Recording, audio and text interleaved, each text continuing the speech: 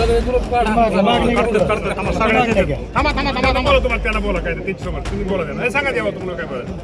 शेती उद्योग धंदा संकटात येऊ शकतो. 100% आपल्या सगळ्यांना माहिती आहे की अल्निनोचं संकट हे आपल्या संपूर्ण देशावरती राज्यावरती आहे आणि त्याचा परिणाम आपल्याला सगळ्याला तो दिसतोय. आणि खरंच ज्या प्रमाणामध्ये पाऊस पडायला पाहिजे त्या प्रमाणात पाऊस पडत नाही. पाऊस फक्त कोकणात, मुंबई, पुण्याच्या घाटमाथ्यावरती पाऊस जास्त झालेला आहे किंवा कोल्हापूर वगैरे. तसा विदर्भ, मराठवाडा आणि पुणे जिल्ह्यातला पूर्व विभाग, सोलापूर या ठिकाणी पाऊस निश्चित प्रकारे कमी आहे. आणि खरं तर आता पिकं सगळीच पाण्याला आलेली आहेत आणि जिथं कॅनल आहेत तिथं सगळीच पिकं एकदम पाणी मागतायत. खालच्यानं वाटते वरच्यानं मिळायला पाहिजे, वरच्यानं वाटते खालच्या मिळायला पाहिजे, पण ह्याला एकमेव उत्तर फक्त पाऊसच आहे. मी आपल्या माध्यमातून एवढंच परमेश्वराला साकडं करेल की लवकरात लवकर पाऊस जो आपल्या भागात येतो तो पाऊस जेणेकरून यावा आणि राज्यामध्ये चांगल्या सर्व ठिकाणी पाऊस पडावा. शेवटी आपल्याला तर ते शेवटी पांडुरंगाला साकडं आपण घालतोयच, पण 100% एल निनोचा खूप मोठा परिणाम आपल्या राज्याच्या शेतीवर होतोय हे निश्चित प्रकारे आता जाणवायला लागलेलं आहे. मामा 2029च्या विधानसभेला 288 पैकी किमान 120 मतदारसंघात SIR प्रभावी ठरण्याची शक्यता आहे आणि विधानसभेमध्ये विजयाच्या फरकापेक्षा कट होणारे मतदार जे ते 30 ते 460 पट आहेत आणि SIR मुळे 22 प्रमुख मुस्लिम बहुल मतदारसंघाचे त्याचं चित्र बदलणार आहे असं एकंदरीत दिसतंय. कारण यापैकी 22 पैकी 2024चं जर आपण बघितलं तर 22 पैकी 13 जागांवर महायुती तर 6 जागांवर महाविकास आघाडीने विजय मिळवला होता. आता पुढे काय या बाबतीमध्ये निश्चित प्रकारे अजूनही ती माहिती घेतलेली नाही आणि माहिती घेतल्यानंतर निश्चित प्रकारे यावर मी बोलेल, परंतु मी न माहिती घेता बोलणं उचित होणार नाही. राष्ट्रीय फलोत्पादन मंडळानं फलोत्पादन प्रकल्पांच्या अनुदानाची मर्यादा जी आहे ती आता 50%वरून थेट 35%वर आणली. म्हणून नवीन नियमावली शेतकऱ्यांना त्रासदायक ठरू शकते. आपण कृषी मंत्री आहात, या बाबतीमध्ये निश्चित प्रकारे जर शेतकऱ्याला जिथे त्रास होईल आम्ही केंद्राकडे पाठपुरावा करू आणि पहिल्याप्रमाणेच पुरवठा ठेवावी अशी आम्ही विनंती करू. मराठवाड्यात पावसानं ताण दिला आहे त्यामुळे पिकाने माना टाकल्यात. शेतकरी मराठवाडा नाही, विदर्भ, मराठवाडा, आपल्या पुणे जिल्ह्यात आज आपण ज्या इंदापूर तालुक्यामध्ये तिथेही पावसाने ताण दिलेला आहे, सोलापूर जिल्ह्याला ताण दिलेला आहे, साताराच्या पूर्व भागामध्ये ताण दिलेला आहे. म्हणजे काही ठिकाणी पाऊस ज्या ठिकाणी चांगला पडलाय तिथं चांगला पडलाय, परंतु काही ठिकाणी पाऊस हा खूप कमी आहे. त्यामुळे शेतकऱ्यांची शेतीच्या पाण्याची खूप मोठी मागणी आहे. अजून कुठल्याही तलावामध्ये वगैरे पाणी पावसाचं ह्या भागामध्ये आलेलं नाही. तलाव 5%, 10% पण नाहीत. त्यामुळे निश्चित प्रकारे शेतकऱ्याच्या दृष्टिकोनातून ही जी एक वॉर्निंग आपण काय म्हणतो धोक्याची निश्चित प्रकारे घंटा आहे. अजूनही आपण पावसाची अपेक्षा ठेवतोय आणि लवकरात पाऊस पडावा ही आपल्या पावसाला मी परमेश्वराला आपण साकडं घालतोय. रविकांत तुपकर जे आहेत त्यांनी पुन्हा एकदा आंदोलनाचा इशारा दिलाय. 27 ऑगस्टला ते मुंबईत आंदोलन करतात. त्यांची प्रमुख मागणी जी आहे ती सरसकट कर्जमाफीची आहे. विशेष म्हणजे त्यांचं असं म्हणणं आहे की नियमित कर्ज भरणाऱ्यांनी काय गुन्हा केला आहे का, त्यांना 50,000 सरकार देतंय, त्यांनी 2 लाख करावेत. आणि दुसरी गोष्ट ITR भरणाऱ्या शेतकऱ्यांची कर्जमुक्ती जी आहे ती झाली पाहिजे, कारण त्यांना तुम्ही कर्जमुक्तीपासून 100% तुपकर साहेबांची मागणी बरोबर आहे. जे रेग्युलर शेतकरी कर्ज भरतात त्यांना वाटतं की आम्ही रेग्युलर भरतो म्हणजे आम्ही काय चूक केली का, ते शेतकऱ्याची मागणी आहे. परंतु ही जी सरकार शासनाची योजना आहे ती अडचणीत आलेल्या शेतकऱ्याला पुन्हा त्यांना उभा करणं हा आमचा खरं तर महत्त्वाचा भाग होता.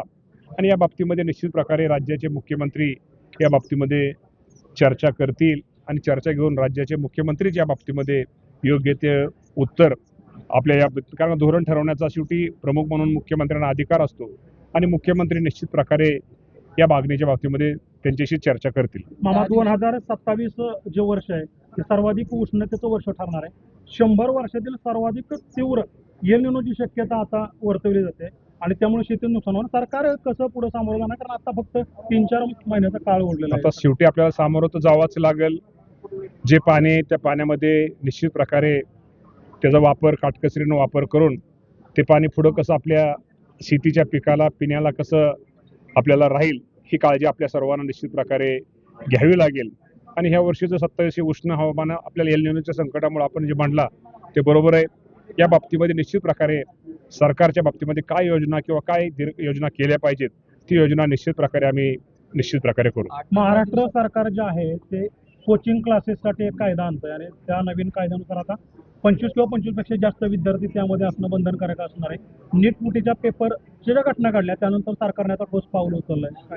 शेवटी सरकार जे विद्यार्थ्यांच्या दृष्टिकोनातून जे काय चांगलं असेल तेच धोरण अवलंबते आणि निश्चित प्रकारे आमचे शिक्षण मंत्री दादा भुसे साहेब असतील, आमचे चंद्रकांत दादा पाटील असतील, ही मंडळी निश्चित प्रकारे पुढच्या सगळ्या विद्यार्थ्यांचा एक सुविचा म्हणून योग्य तो विचार नक्की करतील. साखरेचे दर जे ते गगनाला भिडलेत, 80 रुपयाच्या पुढे साखर गेली. तुम्ही असं म्हणता की शेतकऱ्यांना याचा फायदा होणार आहे, कसा होणार आहे? काल तुम्ही स्टेटमेंट दिलं की शेतकऱ्याला याचा फायदा होणार, कसा नाही, होणार? ज्या कारखान्यामध्ये साखरेचा स्टॉक आहे त्या स्टॉकमध्ये साखरेच्या पोत्याला त्याची किंमत ही वाढणार आहे. त्यामुळे फायदा म्हणणार नाही म्हणण्यापेक्षा की फायदा तर 100% साखरेचा भाव वाढल्यावर शेवटी उत्पादक शेतकऱ्यालाच फायदा होणार आहे. पण आजच्या घडीला तेवढा कारखान्याकडे स्टॉक आपण म्हणतो ना साठा, साखरेचा साठा तेवढे उपलब्ध नाही आहेत आणि ज्याच्याकडे उपलब्ध आहेत त्यांना नक्की फायदा होईल आणि कारखान्यात फायदा झाल्यानंतर शेतकऱ्याला पण फायदा नक्की होईल. MSP जे आहे ती 43 रुपये केली पाहिजे तर शेतकऱ्यांना कुठेतरी चांगला 100% या मताशी मी काय पूर्ण करणार आहे केंद्र सरकार? या मताशी मी पूर्ण सहमत आहे. स्वतः म्हणजे तुम्हाला माहिती आहे की या बाबतीमध्ये आमचे सहकार मंत्री बाबासाहेब पाटील असतील, आमचे सगळे मंत्री असतील, साखर संघाचे देशाचे हर्षवर्धन पाटील साहेब असतील, या सगळ्यांची मागणी आहे 43 रुपये करावी आणि मीही त्या मागणीच्या पूर्ण सहमत आहे. यासाठी निश्चित प्रकारे आम्ही केंद्राकडे पाठपुरावा करू आणि ती जर MSP वाढली तर निश्चित त्याचा फायदा माझ्या शेतकऱ्यांना होईल. बरं, साधारण जर बघितलं तर गेल्या काही दिवसापासून उजनी धरण परिसरातील प्रश्न जे आहेत ते पुढे येतात. मच्छीमारांनी पुन्हा एकदा जलसमाधी आंदोलनाचा इशारा दिलेला आहे. 31 ऑगस्टला ते जलसमाधी आंदोलन करणार आहेत. कारण आहे की राधाकृष्ण विखे पाटील यांना ते भेटले, तुम्हालाही ते भेटले. राधाकृष्ण विखे पाटील यांना त्यांना आश्वासनं दिली, मात्र गेल्या 2 दिवसात उजनीचं टेंडर जे आहे ते ओपन झालेलं आहे. खरं तर तुम्ही स्वतः प्रयत्न केलेले आहेत. कोटी रुपयाचं मत्स्यबीज जे आहे ते तुमच्या पुढाकारातून 25 वर्षानंतर पहिल्यांदाच उठलं होतं. एका बाजूला तुम्ही मच्छीमारांसाठी प्रयत्न करताय, त्यांचे कुटुंब जगण्यासाठी प्रयत्न करताय, दुसऱ्या बाजूला सरकार घालतंय. या बाबतीमध्ये ह्या मंगळवारीच मी विखे पाटील साहेबांशी बोलणार होतो, पण ह्या मंगळवारी ते दिल्लीला गेले होते, त्यामुळे त्यांची माझी भेट झाली नाही. उद्याच सोमवारी कॅबिनेट मिटिंग आहे. त्या कॅबिनेट मिटिंगमध्ये विखे पाटलांशी चर्चा करून या बाबतीमध्ये निश्चित प्रकारे सकारात्मक निर्णय, जे मच्छीमारांच्या ज्या मागण्या आहेत, खरंच त्यांच्या अडचणीत ते त्यांच्या कानावर घालून या बाबतीमध्ये निश्चित प्रकारे मी विखे पाटलांना ह्या बाबतीमध्ये त्यांच्या कानावर गोष्टी घालेल. 8 दिवसात 100 रुपये साखर पार म्हणजे असा प्रकाश आंबेडकर. आता या बाबतीमध्ये आता आज तरी आपल्याला दिसतंय, मला वाटतं साखरेचा स्टॉक हा सगळीकडेच तो साठा कमी दिसतोय आणि त्यामुळे निश्चित प्रकारे आता किती होतं हे आता जर तर म्हणण्यापेक्षा आपण पाहूया काय होतंय ते. ही कृत्रिम टंचाई आहे का? आरोप केला जातोय सगळ्यांकडून की ही टंचाईची ती कृत्रिम टंचाई निर्माण केली, साठेबाजी होते याच्यामध्ये आणि म्हणूनच ही सगळं परिस्थितीला सामोरं जावं लागतं. सामान्यांचा किस्सा फाटलाय. या बाबतीमध्ये निश्चित प्रकारे माहिती घेतल्याशिवाय उत्तर देणं बरोबर नाही. माहिती घेऊन या बाबतीमध्ये उत्तर दिलं जाईल. भाजपची पालखी किती दिवस वाहणार असं संजय राऊत हे विरोधी पक्षनेते, त्यामुळे विरोध म्हणून त्यांनी त्यांचं बोलणं काम आहे.